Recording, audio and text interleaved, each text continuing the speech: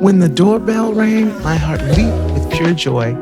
I hadn't seen Ruthie and Nicole in person for over 35 years, only through little windows on Facebook. But in that moment, standing at my door, they were right there in front of me, and I was utterly ecstatic.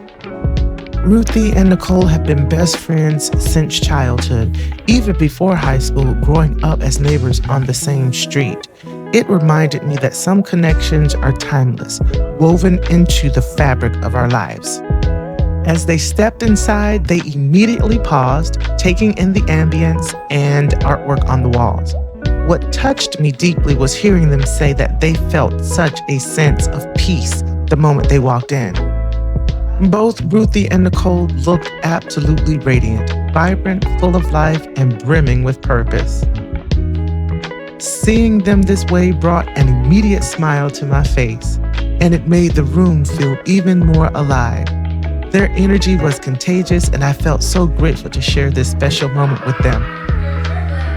What you're seeing here is me doing my little two-step, pure happiness in motion. Ruthie surprised me with a pair of sunglasses that are gorgeously unique. I had actually commented on a post weeks ago when she wore them, so seeing them in person was such a delightful surprise. We laughed and laughed and laughed. I haven't shared laughter like this with friends in a very long time. It was absolutely rejuvenating, a reminder of the joy that true friendship brings. As the laughter lingered in the air and our hearts opened wider, our conversation began to shift. We spoke of wellness, not just the kind you measure on the scale, but the kind you feel in your spirit. We shared about health, peace, and the power of protecting both with intention. Even before we sat down to eat, the aroma of the meal gently drifted through the space. The savory richness of shrimp and grits, the comforting warmth of buttermilk biscuits, and a sweet whisper of rosemary-infused honey butter waiting to be unveiled. It wrapped around us like a promise of what was to come, nourishing us before the first bite was even taken. Our faith naturally entered the conversation, reminding us that true joy is anchored in God. Together, we affirmed that nothing and no one would be allowed to compromise our peace, happiness, or well-being. In that moment, the phrase became more than words. We are too blessed to be stressed. The atmosphere was alive with beauty, the scent of food, the sound of laughter, and the steady rhythm of friendship that felt like soul food in itself.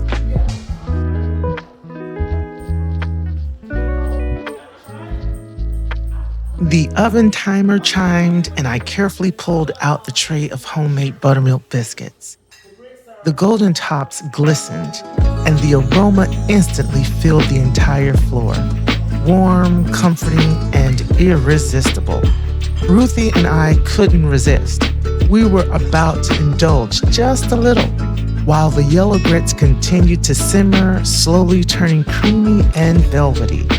On the table sat a jar of strawberry jam and a dish of my homemade rosemary-infused honey butter, ready to be slathered over those flaky, steaming biscuits. As I stood there, savoring the fragrance and the scene before me, my heart whispered of legacy. My mom, my granny, and my great-granny would absolutely be proud. These biscuits weren't just bread. They were history, love, and tradition rising up once again in my kitchen.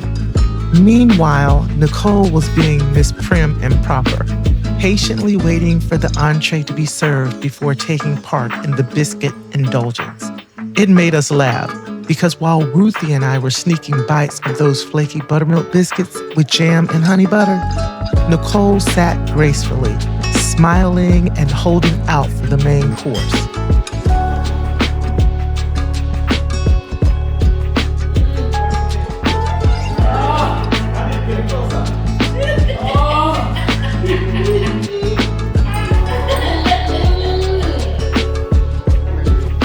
Honey, it didn't take long before Nicole changed her mind about waiting for the shrimp and grits.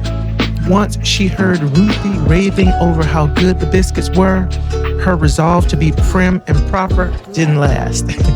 She leaned over, hoping Ruthie would share just a little bite. But honey, Ruthie wasn't having it. With a laugh, she said, "No, ma'am, get your own." The look on Nicole's face, the laughter that followed, it was absolutely priceless. The moment reminded me how food has a way of pulling us in, sparking joy, laughter, and even a little playful rivalry at the table.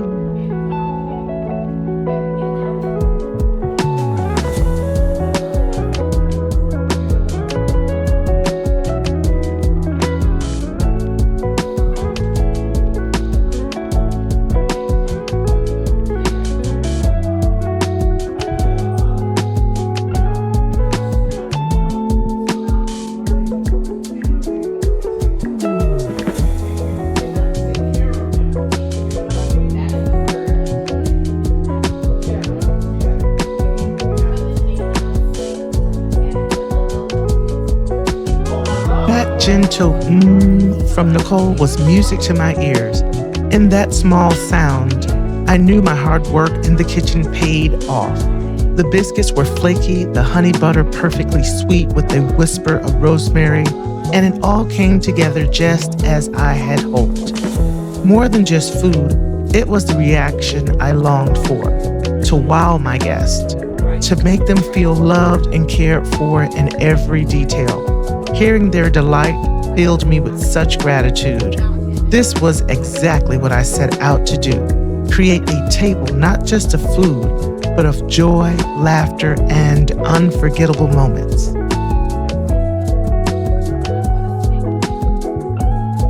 Before the main course, our conversation took another gentle turn, this time toward plant care. Surrounded by greenery in my home, we reflected on how soothing, grounding, and restorative plants can be. We spoke about how tending to them is more than just watering or pruning. It's a practice in patience, peace, and presence. The air felt lighter as we shared how plants invite calm into a space, offering both beauty and health benefits. It was one of those simple but powerful conversations, reminding us that wellness isn't just about what's on our plates, but also about what we invite into our environment. The joy of seeing life flourish in small pots and leaves unfurling is its own kind of therapy. And in that moment, I felt like our spirits were watered as well.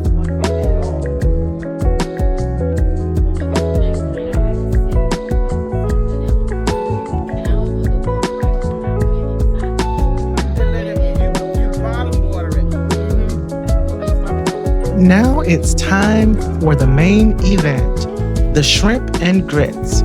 I seasoned the shrimp with lime juice, blackening seasoning, salt, garlic, and onion powder.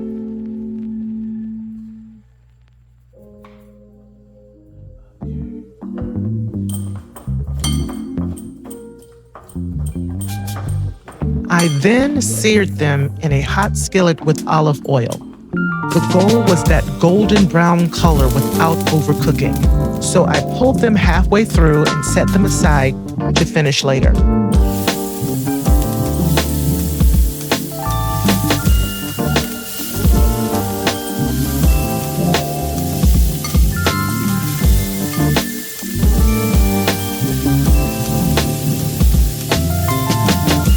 All the while, the grits were simmering low and slow in the background, transforming into that creamy, velvety texture that makes them so comforting.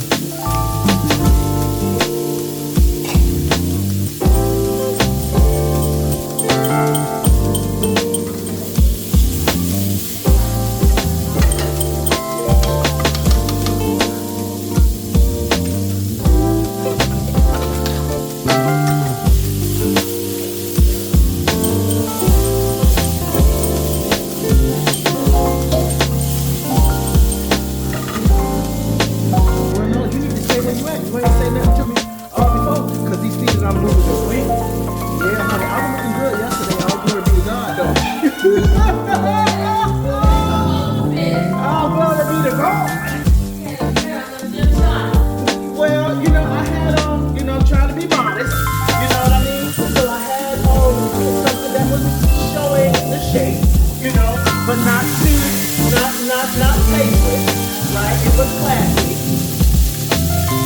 but no, he's not the one. No, listen, remember, if I don't, want you coaching my kids, if you can't coach my kids, I don't need you in that position. We can be friends, huh? Right away, and it's how they approach me too. You know what I'm saying? To build the sauce, I started by adding fresh rosemary to the skillet to infuse the oil. Then the bell peppers, onions, garlic, and cherry tomatoes went in, searing just enough to get that little char and deepen the flavor. After that, I poured in white wine and chick broth and lemon juice, letting it reduce into a decadent, savory sauce.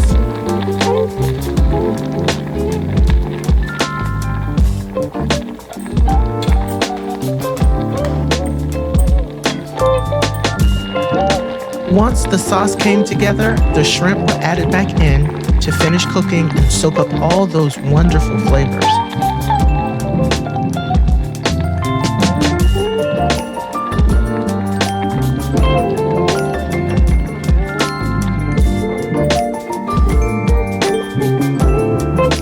Before I plated their food, I took a moment to set the atmosphere. I lit the candles on the table, letting the soft glow add warmth to the Boho Chic setting I had carefully prepared. The ladies were being prepared to be seated, and it felt like everything was coming together. The table, the food, and the company. Four in here and two out there, whenever the weather permits.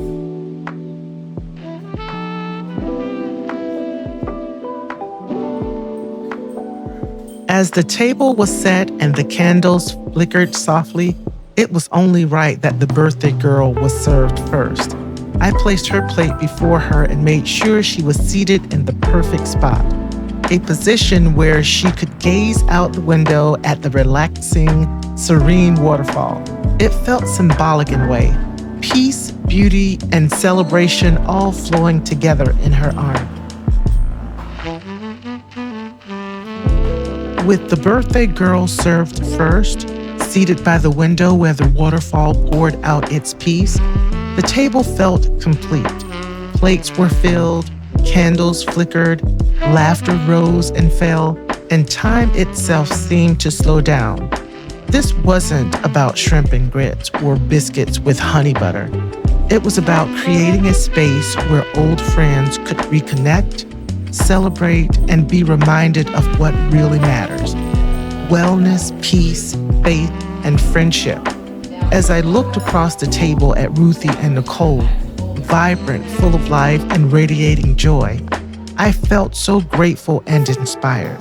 After more than 35 years, to sit with them, share a meal, and share our hearts was a gift. My prayer had been simple: to prepare a table that fed both body and soul. And as the day unfolded, I knew that prayer had been answered.